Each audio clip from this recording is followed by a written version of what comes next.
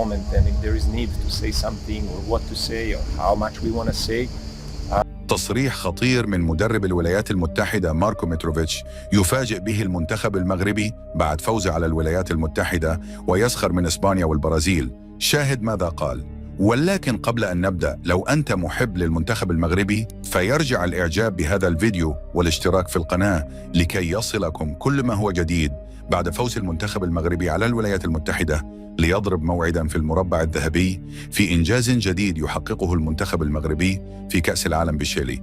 فقد صرح مدرب المنتخب الأمريكي ماركو متروفيتش وأدلى بتصريحات بعد هذه المباراة مباشرة، وقال: نحن كنا نعلم أننا سنواجه أحد أصعب الخصوم في المونديال، ربما فريقا يمكن أن تصادفه في نصف النهائي أو النهائي، ولكن للأسف الشديد القرعة لم تكن رحيمة بنا وأوقعتنا مع المنتخب المغرب الحصان الأسود في هذه البطولة.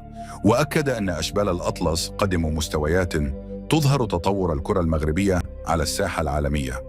وقال متروفيتش: حين تفوز على منتخبي إسبانيا والبرازيل في دور المجموعات فهذا يوضح الكثير عن جودة الفريق المغربي. لديهم لاعبون بمهارات عالية، يلعبون بروح وطنية كبيرة، وأنا أحب الطريقة التي يتطور بها المنتخب المغربي على خريطة كرة القدم العالمية. لقد أستحق المنتخب المغربي التأهل إلى المربع الذهبي، وأعتقد أنهم قادرين على خصمهم القادم سواء فرنسا أو النرويج. يكفيهم فقط أنهم فازوا على البرازيل وأسبانيا الذين كانوا مرشحين للتويج بكأس العالم للشباب. أنا حزين صراحة أنني خسرت أمام المنتخب المغربي، ولكن نحن واجهنا صعوبات بالغة أمام منتخب منظم ويلعب بمهارات رائعة ولديهم لاعبين واعدين.